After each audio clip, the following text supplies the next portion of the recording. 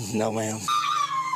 Come on, sweetie. Come on. You're gonna get him. You're gonna get him. Please. بچه‌ها پرونده امروز خیلی با پرونده های قبلی فرق میکنه. پیچیدگی زیاد داره و ما قراره کنار همدیگه تیکه های پازل رو کنار همدیگه بچینیم و به تمامی سوالامون پاسخ بدیم. پس اگر آماده این بریم که با همدیگه پرونده رو بشنویم.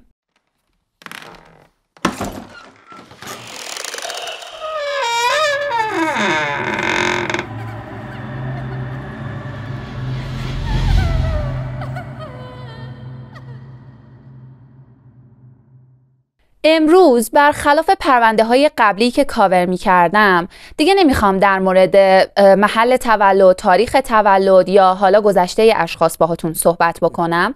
میخوام که از یه جایی به بعد رو براتون در موردش صحبت بکنم. میخوام در مورد زوج ساندرا گارنر و جان گارنر باهاتون حرف بزنم.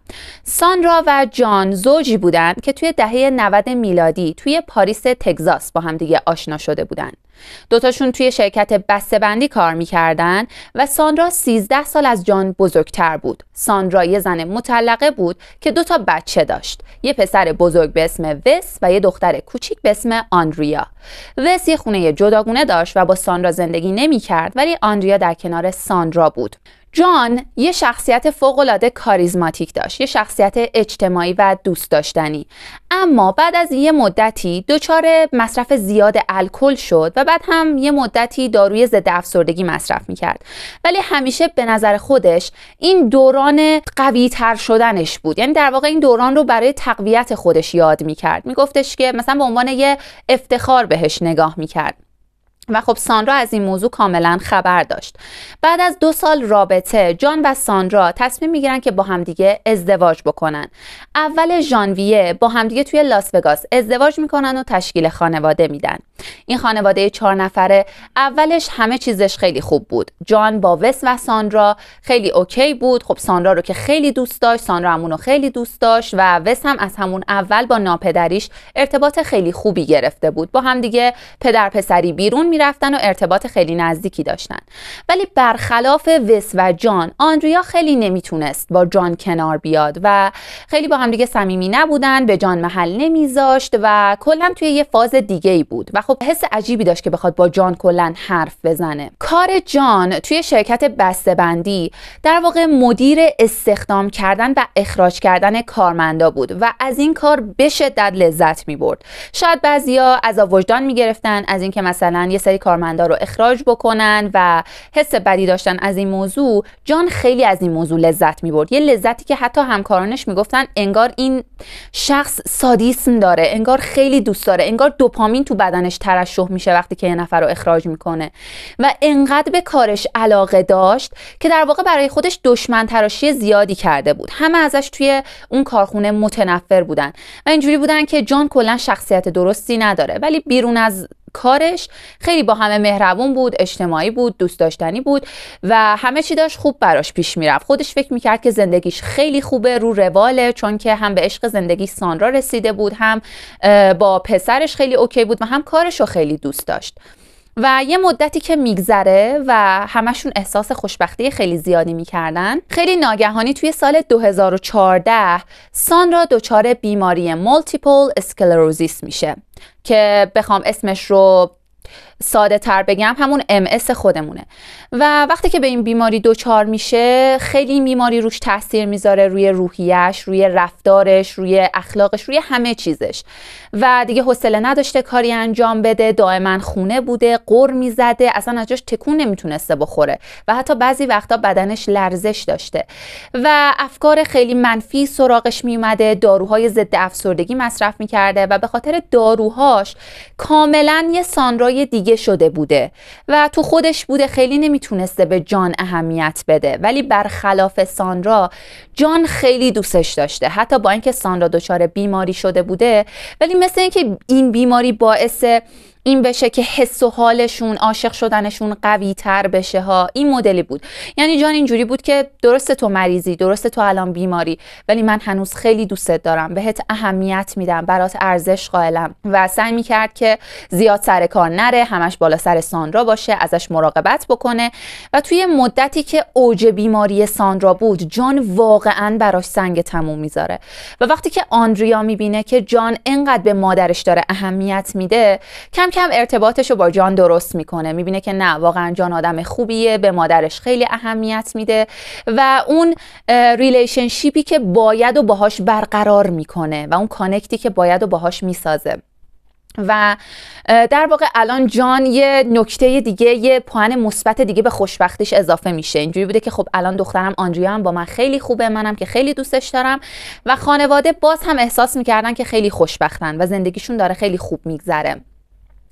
تا اینکه بعد از اینکه یه مدت میگذره و حال ساندرا اصلا خوب نبوده، یکم افکار منفی که به سراغش اومده بوده باعث شده بوده که فکر کنه سربار زندگی جانه و در واقع داره مانع پیشرفت و زندگی جان میشه. خب جان کمتر سر کار میرفته، همش پی ساندرا بوده، پی داروهاش، کارهاش. و ساندرا یه شب که خوابیده بودن بهش میگه که جان شاید باورت نشه ولی من حتی به خودکشی هم فکر کردم. من احساس میکنم که سربار توام، من مانع زندگی تو شدم، تو همش بالا سر منی، من خیلی شرمندم. و جان اینجوری بوده که این حرفا چیه ساندرا؟ تو میدونی که من بدون تو نمیتونم زندگی کنم. اگر تو خودتو بکشی بعد از اون منم خودکشی میکنم. بدون تو هرگز. و وقتی که این حرفو میزنه ساندرا اینجوری بوده که خب نه، وقتی که جان نمیتونه بدون من زندگی بکنه، من هم باید حس قوی تری داشته باشم و از فکر خودکشی و این چیزا بیام بیرون. و خب میگم همه چیز بعدش داشته رو روال میگذشته تا اینکه 2 سال دیگه میگذره و میرسیم به سال 2016، سالی که ساندرا و جان تصمیم میگیرن به یه شهر دیگه نقل مکان بکنن، به شهرستان میچل در الیس کانتی و با 2 سگشون میرن اونجا. آندریا هم که همراهشون بوده و وست هم که کلا خونه جداگونه داشته. و وقتی میرن توی اون منطقه، به خاطر اینکه منطقه خیلی آروم، ساکت و دنجی بوده، خانواده جان هم تصمیم میگیرن که نقل مکان بکنن و بیان روبروی خونه اینا زندگی بکنن. بلند میشن میان اونجا و از اون به بعدش دیگه همه یه تعطیلات، اعیاد، جشنا همش کنار هم دیگه بودن و هی مهمون داشتن، رفت آمد داشتن و ارتباط خیلی خوبی تونسته بودن با هم دیگه برقرار بکنن. تا اینکه میرسیم به روز 1 ژانویه سال 2018، روزی که همه چیز به هم میریزه.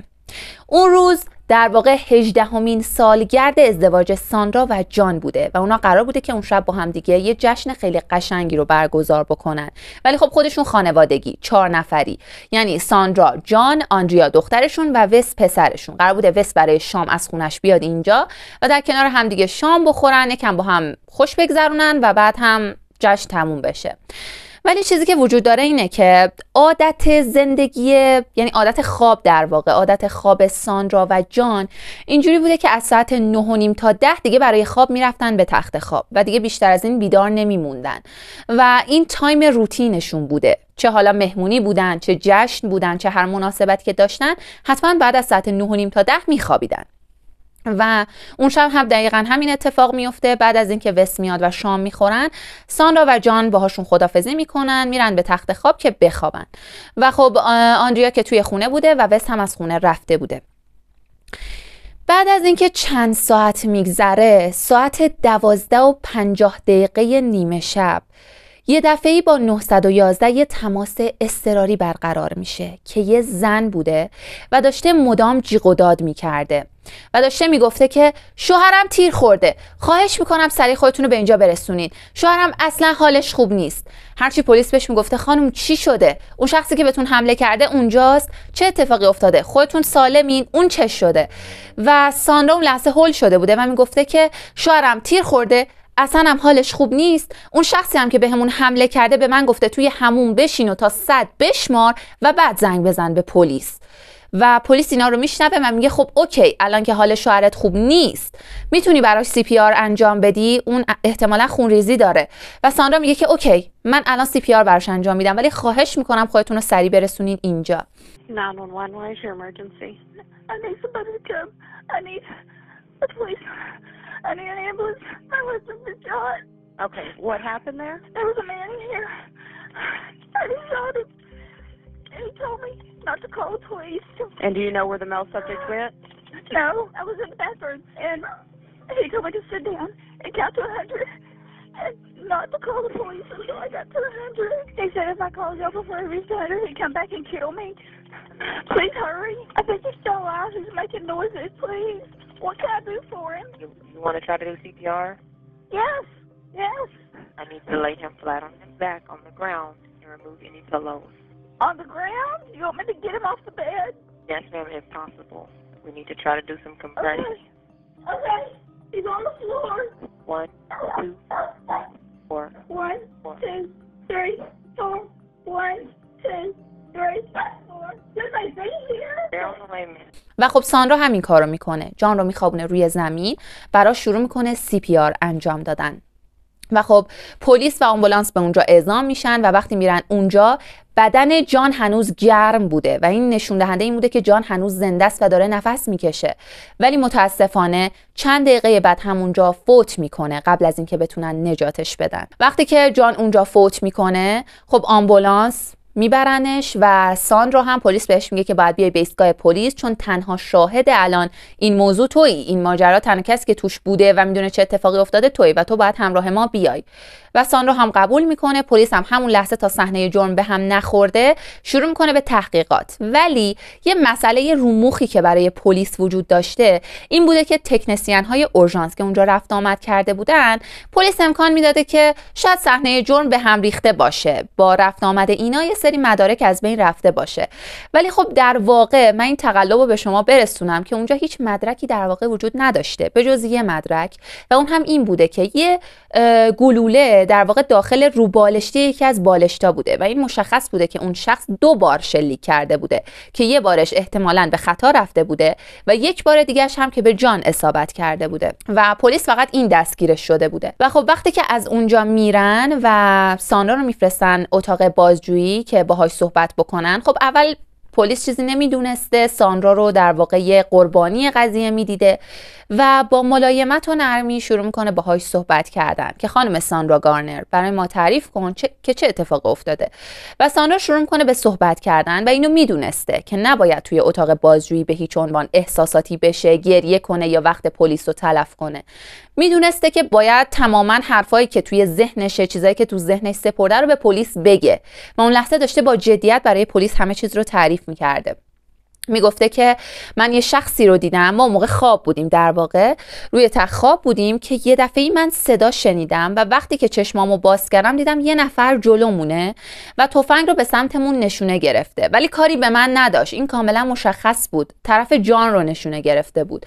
و اون چیزی که من اون لحظه دیدم و با وحشت از جام پریدم بالا، دیدم که یه شخصیه که مشخصه که قدش از من بلندتره، یه پسر قد بلنده که یه هودی و شلوار آبی رنگ پوشیده، سفید پوسته و چجوری حالا پوستش رو تشخیص داده چون یه چراغ قوه دست خود پسره بوده و یه دستش که اسلحه بوده، یه دستش چراغ قوه بوده دیگه. همه چیزش رو ساندرا تقریبا میتونسته تشخیص بده بجز صورتش که ماسک به صورت زده بوده و اون لحظه چون ساندرا هول شده بوده ولی میدونسته که الان بعد ببینه که ظاهر اون شخص چه شکلیه، شاید بعداً به کارش بیاد. و اون لحظه اون طرف دائما داشته تهدید میکرده و وقتی ساندرا بهش میگه تو کی هستی یا جان بهش میگه تو کی هستی، میگه که من از شرکت اخراج شده بودم و شما خانواده منو ازم گرفتین، شما همسر منو بچه‌هامو ازم گرفتین، از وقتی که من اخراج شدم اونا منو ترکم کردن و الان دیگه من هیچ کسی رو ندارم و دائما داشته این حرفا رو تکرار میکرده. و بعد از اینکه به جان شلیک میکنه و در واقع انتقامی که توی ذهنش بوده رو میگیره، به ساندرا میگه که بیا در گاف صندوق رو باز کن.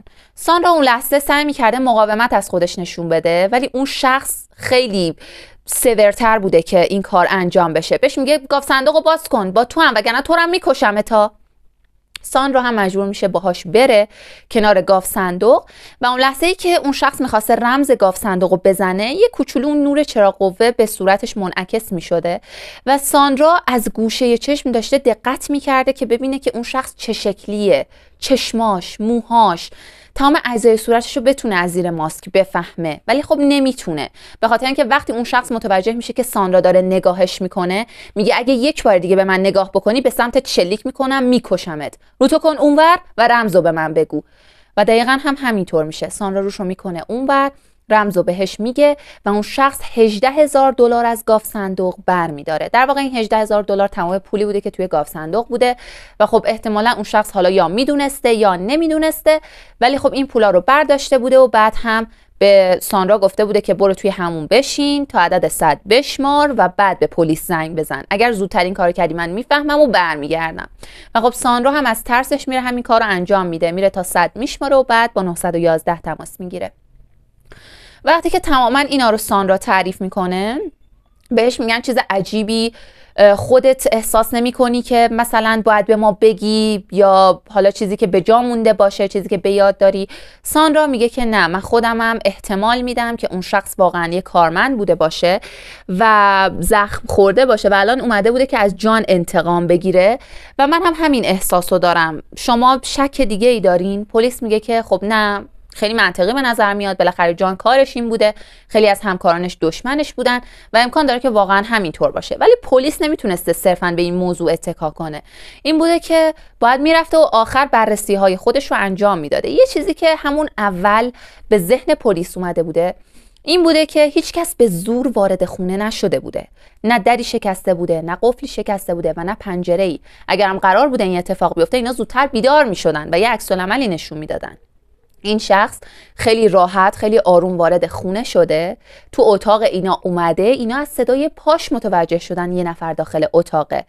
بنابراین پلیس به این شک میکنه که اون شخصی که به اینا حمله کرده باید خودی باشه، کسی که یا کلید خونه رو داره یا به اون خونه رفت آمد داره، حالا به هر نحوی، یا اینکه ساندرا داره یه جای کارو دروغ میگه و احتمالاً اون شخص خودش آورده بوده داخل خونه. پلیس اول یکم شک داشته به ساندرا، ولی اینجوری بوده که فعلا بذار بفرستیمش خونه، حالش خوب نیست، عزاداره، تازه شوهرش رو از دست داده، بعدن دوباره میتونیم باهاش صحبت بکنیم. و ساندرا رو میفرستن خونه و خودشون میرن پی تحقیقات خودشون. و وقتی که ساندرا برمیگرده میره پیش خانواده جان توی خونهشون، با هم دیگه عزاداری میکنن و داشتن گریه میکردن. خانواده جان خیلی جان رو دوست داشتن و بهش وابسته بودن و خب متاسفانه جان رو به طرز ناباوری از دست داده بودن. و وقتی که عزاداریاشون تموم میشه، ساندرا میره خونه خودشون، یعنی خونه‌ای که با جان داشته توش زندگی میکرده. و اعضای خانواده جان اینجوری بودن که ساندرا یعنی ذره‌ای نمیترسه که دوباره داره برمیگرده توی اون خونه. اگه دوباره اون شخص بهش حمله کنه چی؟ اگه این سری برای کشتن اون بیاد چی؟ چجوری اینقدر شجاعت داره به خرج میده؟ و خب یه چیزی که میخوام در مورد این تیکه از پرونده بهتون بگم اینه که یه سری از اعضای خانواده جان کلاً به ساندرا تردید داشتن.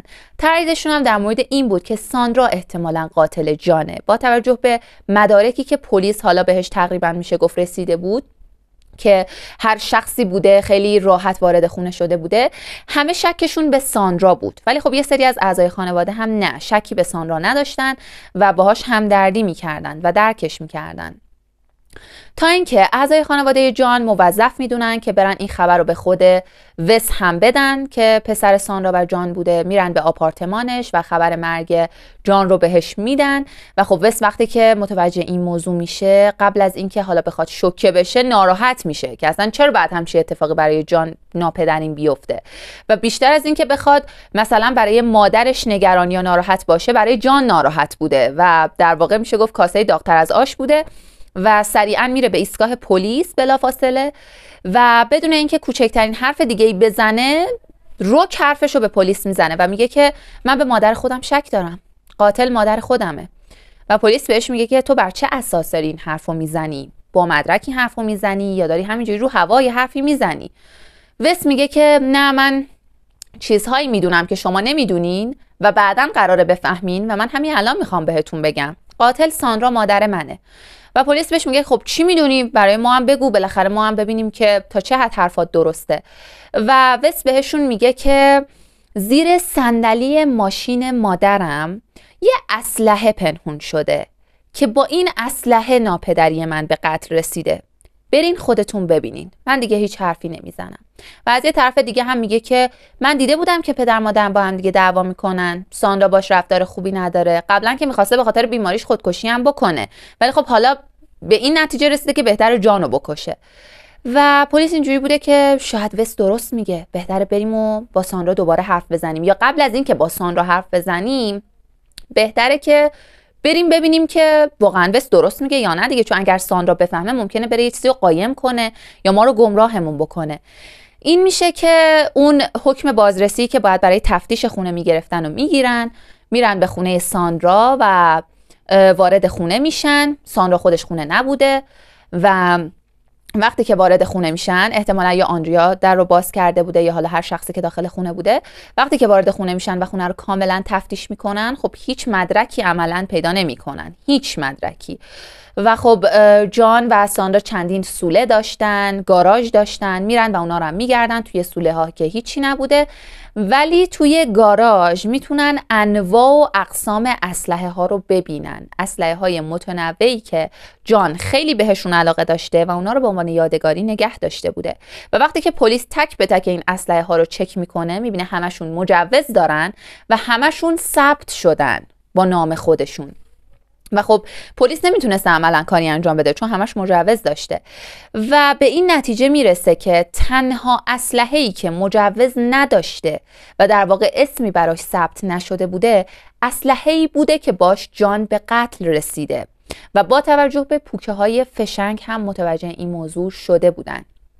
و وقتی که میرن که ببینن این تفنگ چی بوده، متوجه میشن که یه سلاح کمری 4912 بوده و متوجه میشن مثل این که جان این رو برای تولد ساندرا براش هدیه خریده بوده، بهش هدیه داده بوده و هیچ نامی هم براش ثبت نشده. و خب میرن که ببینن که واقعا این اسلحه زیر صندلی ماشین هست یا نه، چون حالا پوکه های فشنگ رو که پیدا کرده بودن، از اون طرف نام اسلحه هم میدونستن. ولی قبل از اینکه اصلا بخوان چیز کنن، میان اول میگردن تفتیش میکنن. خب گاراژ که چیزی نداشته، ماشین هم چیزی نداشته. اول وقتی که تفتیشش میکنن متوجه میشن که چیزی داخل ماشین نیست. ماشین ساندرا هم یه فورد موستانگ بوده و وقتی که داخلش رو میبینن که هیچ نیست. پس وست داشته دروغ میگفته، ما هیچ اسلحه اینجا پیدا نکردیم. خب این موضوع میگذره، هنوز نمیتونستن ساندرا رو به هر دلیلی بیارن و باهاش صحبت بکنن چون هیچ مدرکی در دست نداشتن و اون چیزایی که وست گفته بوده تا الان دروغ بوده. تا اینکه بعد از یه مدت که میگذره، وست دائما داشته پافشاری میکرده، هر روز و هر شب میرفته اداره پلیس و میگفته که مادر من قاتله، چرا شما قبول نمیکنین؟ بابا برین بازم تحقیق کنین، بازم بررسی کنین، شما دارین به حرفای من بی‌توجهی میکنین. و پلیس هم میگه که باشه، مگه نمیگی اینطوره؟ بعد از 4 روز تحقیقات، روز 4 ژانویه بلند میشن میرن برای تفتیش دوباره که ببینن آیا وست درست میگه یا نه. و خب برای این کار، چون که خود ساندرا همه در و پیکر رو قفل کرده بوده، از قضا گاراژ رو، ماشینش رو، باید این دفعه از ساندرا اجازه میگرفتن و ساندرا اون موقع سر میز غذا بوده، توی خانواده جانینا، توی خونه خانواده جانینا نشسته بوده و وقتی که بهش میگن که پلیس بهت شک کرده، خیلی ناگهانی قاشق چنگال رو از دست خودش میندازه و شروع میکنه به رفتارهای خشونت‌آمیز که پلیس با چه جرأتی به من شک کرده؟ من عاشق جان بودم، ما دوتایی با هم دیگه عاشق بودیم، من چطور میتونستم به جان آسیب برسونم؟ و خب اون لحظه نمیتونسته درست تصمیم گیری بکنه، ولی چون پلیس بهش دستور داده بوده که بیاد و با کلید قفل ماشین و گاراژش رو باز بکنه، مجبور بوده که با پلیس همکاری بکنه، هرچند که اصلا کلا موافق این قضیه نبوده. و وقتی که میرن پای گاراژ و ماشین، داشته مقاومت میکرده و پلیس تهدیدش میکنه، میگه اگر در اینا رو باز نکنی من در رو میشکنم، پس به هر نحوی که شده تو باید با ما کنار بیای و چرا اینقدر اصلا داری مقاومت میکنی؟ به چه دلیل اینقدر داری مقاومت میکنی؟ در رو باز کن. و وقتی که در رو باز میکنه، پلیس شروع میکنه به تفتیش. خب توی گاراژ که چیزی پیدا نمیکنن، ولی وقتی که شروع میکنن ماشین رو گشتن، زیر صندلی خیلی قشنگ کیسه پلاستیکی رو میارن بیرون و وقتی که داخل کیسه پلاستیکی رو نگاه میکنن، یه اسلحه‌ای رو میبینن که درون دستمال کاغذی پیچیده شده و داخل اون کیسه است. و پلیس اون لحظه اینجوری بوده که ما این همه این جاها رو گشتیم، این همه این ماشین رو گشتیم، چرا بعد از 3-4 روز بعد این اسلحه توی این ماشین پیدا بشه؟ خب وس رفتاراش خیلی بچگونه و افکارش بچگونه بوده. اینجوری بوده که خب اگر پلیس الان این اسلحه رو ببینه درجا میگه که ساندرا قاتله، تموم شد، قاتل اصلی ساندراست، ما الان باید محاکمش کنیم، در صورتی که پلیس داشته به بقیه چیزها هم فکر میکرده. این اسلحه برای چی الان بعد چند روز پیدا شده؟ ما این همه اینجا رو گشته بودیم. این یکم براشون خیلی مشکوکانه بوده. و از اون طرف میگن که بعد بریم وسایل الکترونیکی ساندرا رو هم پیگیری بکنیم، ببینیم که سرچی چیزی داره یا نه. و الان عملا دیگه پلیس به ساندرا شک کرده بود و ساندرا این قضیه رو خوب میدونست، ولی خب با خودش فکر میکرد که چیزی برای پنهان کردن وجود نداره، بذار هر چیزی که میخوان برن بگردن، چه فایده ای داره، به چیزی نمیرسن. و وقتی که میرن سرچ های گوشی و لپتاپ ساندرا رو چک میکنن، متوجه یه سری سرچ های عجیب غریب میشن. مثلا اینکه چجوری یه نفر رو میتونیم به قتل برسونیم، اگر مثلا به کجا شلیک کنیم دقیقاً طرف خیلی زود میمیره، و از اون طرف چقدر بعد به پلیس زنگ بزنم که اون شخصی که میخوام جونش رو از دست بده. و تماما اینا سرچ شده بوده، هم توی لپتاپش و هم توی گوشیش. و پلیس وقتی که اینا رو میبینه، با اینکه شک داشته به این موضوع که امکان داره ساندرا این کارو نکرده باشه، ولی باز هم مجبور بودن که به چشمای خودشون اعتماد بکنن و با استناد بر این که الان سرچ ها رو دارن، اسلحه هم که توی ماشین ساندرا پیدا شده، مجبور بودن که برن ساندرا رو یقش رو بگیرن و دستگیرش بکنن. و خب دقیقاً این کارو میکنن. میان صبح میرن در خونش، همون در خونش دستگیرش میکنن، به دستاش دستبند میزنن. و شاید خیلی خنده‌دار باشه، ولی خانواده جان اون طرف خیابون داشتن از این موضوع خوشحالی میکردن، داشتن شادی میکردن و خنده رو لباشون بوده و اینجوری بودن که ما بالاخره داریم عدالت رو برای جان میگیریم، اجرا میکنیم و جان قرار روحش به آرامش برسه، چون زن افریتش اونو به قتل رسونده. و اونایی هم که به ساندرا شک نداشتن توی اعضای خانواده دیگه الان شک داشتن، و اونایی هم که شک داشتن شکشون به یقین تبدیل شده بود و اینجوری بودن که قطعا ساندرا قاتله. و وقتی که ساندرا رو دستگیرش میکنن و میبرنش به بازداشتگاه، خب اولش ساندرا نمیدونسته که قراره چقدر اونجا بمونه، ولی وقتی که پلیسا باهاش صحبت میکنن بهش میگن که تو حالا هستی تا ما تحقیقات و بررسیمون رو تموم کنیم و بعد محاکمت انجام میشه. بعد از اینکه یه مدت میگذره و ساندرا توی بازداشتگاه بوده، از همون ماه ژانویه‌ای که بهتون گفتم تا مارس همون سال، یعنی مارس 2018، هنوز پلیس نتونسته بوده کاری از پیش ببره یا مدرکی پیدا بکنه. و چون نتونسته این کارو بکنه، توی مارس 2018 تماما اتهامات میرسه به ساندرا، متهمش میکنن، حالا چه به سرقت، چه به قتل عمد و داشتن اسلحه غیر مجاز، و تماما این اتهاما میرسه به ساندرا. و وس خیلی از این موضوع خوشحال بوده و پلیس نمیدونسته چرا پسر خونیش بعد اینقدر خوشحال باشه که مادرش دستگیر شده. و وقتی که اتهامات توی ماه مارس به هی زده میشه، 1.5 سال میگذره. 1.5 سال از بازداشت ساندرا گذشته بوده و هنوز هیچی. عملاً وس هر روز میرفته دوباره ایستگاه پلیس و حتما میخواسته که ساندرا به محاکمه برسه، بهش حبس تعلق بگیره. و خب این رفتارا اولش برای پلیس جالب بوده که برن و در موردش تحقیق بکنن، بعدش دیگه شک برانگیز میشه. چرا وس اینقدر داره اصرار میکنه؟ چه اصراریه که حتما مادرش رو بندازه زندان؟ این میدونین یه ریگی به کفشش هست. و اینجوری میشه که میرن ببینن که یعنی خیلی مخفیانه که ببینن که وس داره چی کار میکنه دقیقاً، و بدون اینکه خودش بدونه اونو زیر نظر میگیرنش. و سوالاتی که برای پلیس پیش میاد این بوده که اولا ساندرا و جان از ساعت 9:30 تا 10 دیگه تقریبا میخوابیدن و این موضوع به گوش پلیس رسیده بوده و کسی که روتین زندگیش این بوده که از این ساعت تا این ساعت حتما خواب باشه و این اتفاق ساعت 12:50 اتفاق افتاده، چجوری بوده که ساندرا از خواب بیدار شده و اومده قتلش انجام داده و اومده این همه سناریو رو انداخته؟ و پس این یکم شک برانگیزه. دوما سرچایی که توی لپتاپ و گوشیش بوده ساعت 11 انجام شده بوده، 11 شب، و کسی که ساعت 10 خوابه چجوری میتونه ساعت 11 بیاد این همه سرچ انجام بده؟ باز همین عجیب بوده و میگفتن که ساندرا امکان داره این کارو نکرده باشه. و دوباره یه چیز دیگه که به ذهنشون میرسیده این بوده که اینا 2 تا سگ تو خونه داشتن. چجوری بوده که خب اصلا هیچ صدایی نکرده بودن. کسی که وارد خونه شده، نفر ثالث، احتمالاً وقتی که وارد شده سگا باید پارس میکردن، وحشیانه شروع میکردن به صدا در آوردن، اینا رو خبر میکردن، ولی هیچی، سکوت. پس چی بوده این قضیهش؟ و از یه طرف دیگه خب میخواستن برن با آندریا صحبت کنن. آندریا چیزی نمیدونسته و خب عملا دست و بال پلیس بسته بوده و این سوالات هرچی بیشتر میشده کمتر به جواب میرسیدن و عملا پلیس داشته گیج میشده که ما الان نه مدرکی داریم، نه سندی داریم، نه چیزی میتونیم اثبات کنیم توی دادگاه. پس ساندرا رو چجوری اینجا نگهش داریم؟ باید یه چیزی باشه. ما حتی اسلحه هم چند روز بعد از تفتیش اصلی پیدا کردیم، بعد از حرف وس. و خب پلیس این به ذهنش میرسه که امکان داره وس قاتل باشه.